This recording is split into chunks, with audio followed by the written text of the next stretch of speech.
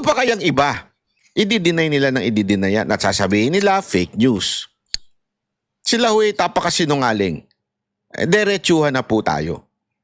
So anong punto ko? Wala siyang ginawa after the KOJC or during the KOJC.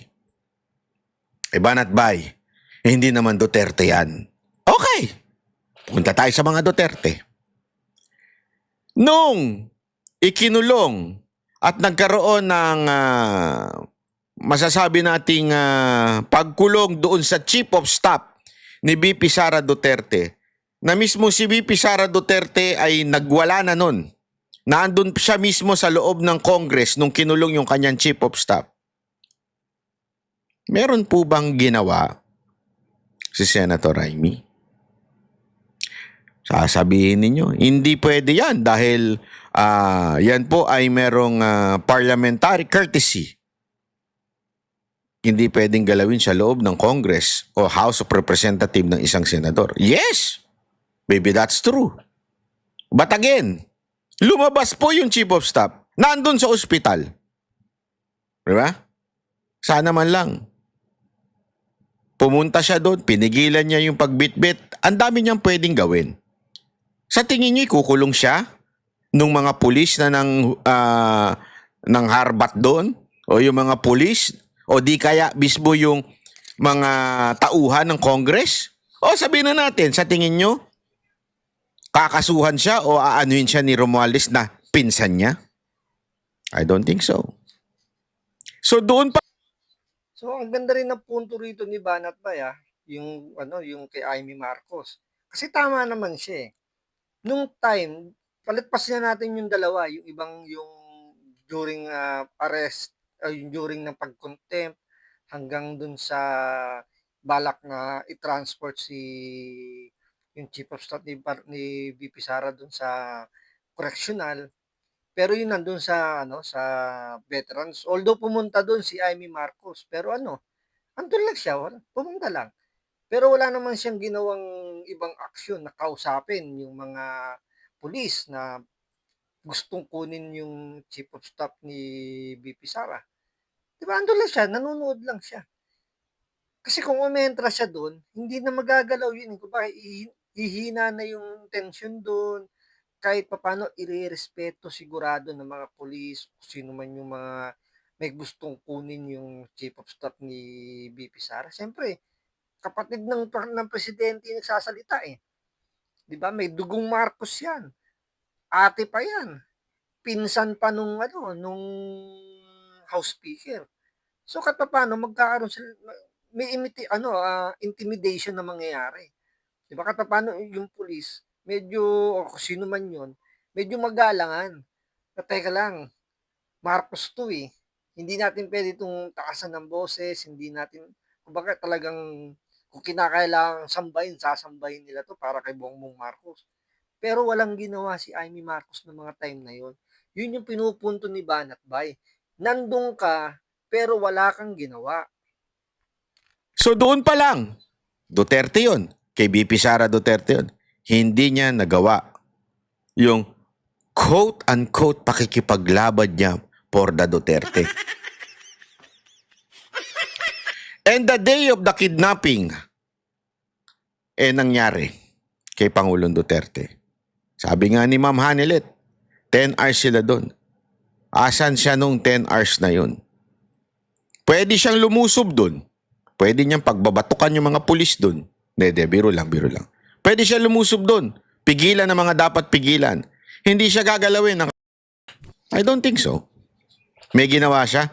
Or at least any effort. Lahat po ng mga kalyado ni Pangulong Duterte lumusob sa Villamor. Except siya. Pretending to be kaalyado, pero wala siyang ginawa. Isa pa yan, napakagandang punto ni Banat Bay, yung sinabi ni Madam Hanilet. 10 hours, simula 10 a.m. hanggang ibiyahe si Pangulong Duterte.